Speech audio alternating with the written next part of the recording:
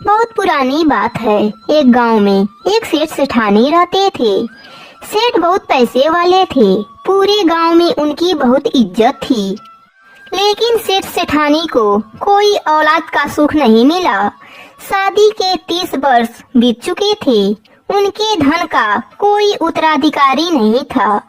सेठानी ने एक बार सोचा कि हमारे पास इतना धन दौलत है, लेकिन कोई उत्तराधिकारी नहीं। हमारे मरने के बाद यह सारा धन बेकार है।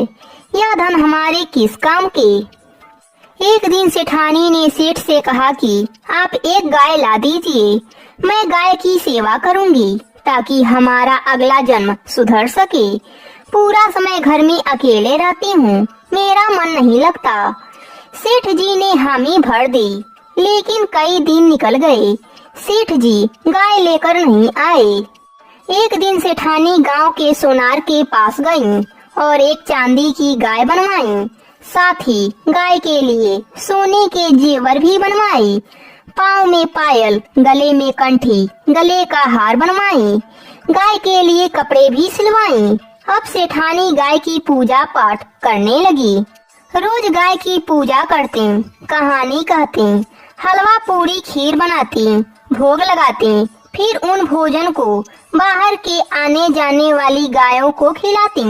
अब सेठानी का समय बहुत अच्छे से गुजरने लगा। गाय का पूजा पाठ करते करते 1 साल बीत गया। एक दिन सेठानी ने सेठ जी से कहा कि मुझे गाय माता का उद्यापन करवाना है। आप किसी योग्य ब्राह्मण को खाना खाने के लिए बोलकर आइए। तब सेठ जी गांव के ही एक पंडित जी के पास गए और बोले, पंडित जी, कल आप मेरे घर खाना खाने पधारिएगा। सेठ जी ने कहा, मेरी पत्नी गाय का उद्यापन करेगी। पंडित जी ने उस समय हामी भर दी। पंडित जी मन ही मन सोचने लगे कि गाय के उद्यापन में मुझे गाय भी मिलेगी।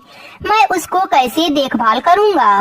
मेरे पास तो खुद रहने के लिए एक छोटी सी झोपड़ी है।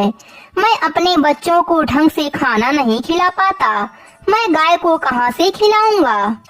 मन ही मन पंडित जी ने सोच लिया कि मैं सेठ जी के यहाँ खाना खाने नहीं जाऊंगा। इधर सेठानी ने गाय के उद्यापन के लिए 2 तांबे के बड़े बड़े ड्रम खरीदे। एक में पानी भरा और एक में सूखा गेहूं का दरिया भरा। एक बोरी गुड़ खरीदा ताकि वह गाय के नाम से पंडित जी को दान दे सके। फिर पंडित जी के लिए कई तरह के खाने के लिए व्यंजन बनवाई। सुबह से दोपहर हो गई, लेकिन पंडित जी खाना खाने नहीं आए। तब सेठानी ने सेठ जी से पूछा कि आपने पंडित जी को खाने पर कहा भी था या नहीं। सुबह से दोपहर हो गई है, पंडित जी खाना खाने क्यों नहीं आए। सेठ जी ने कहा, बहुत अच्छे से बोलकर आया था। सेठ जी ने अपने नौकर को पंडित जी के घर भेजा। नौकर पंडित जी के घर गया और बोला, पंडित जी, आप आज सेठ जी के यहाँ क्यों नहीं आए। आप अपना नुकसान क्यों कर रहे हैं। हमारी सेठानी आपको देने के लिए चांदी की गाय बनवाई है और बहुत सारे धन भी देंगी। पंडित जी मन ही मन बहुत खुश हुए। वह तुरंत तैयार होकर नौकर के साथ सेठ सेठानी के घर पहुंच गए। सेठानी ने पंडित जी का खूब आदर सत्कार किया। पंडित जी को खूब सारे धन मिले। पंडित जी बहुत खुश हुए। पंडित जी ने सेठानी को खूब आशीर्वाद दिया। कुछ समय बाद एक दिन ही सेठ सेठानी की मृत्यु हो गई। जब यम मार्ग से बैतरणी नदी आई तो सेठानी ने आंखें बंद करके गाय माता का ध्यान किया। उसी समय उनके सामने चांदी की गाय माता आ गईं। सेठ सेठानी से कहने लगी, आप गाय माता की पूंछ पकड़ लीजिए, हमें बैतरणी पार करनी है। दोनों सेठ सेठानी ने गाय माता की पूंछ पकड़ ली। दोनों बड़े आराम से बैतरणी नदी पार कर ली। नदी पार करने के बाद सेठ जी अपने पत्नी से कहा, अरे सेठानी, यह क्या चमत्कार हुआ। तुमने कब चांदी की गाय दान करी।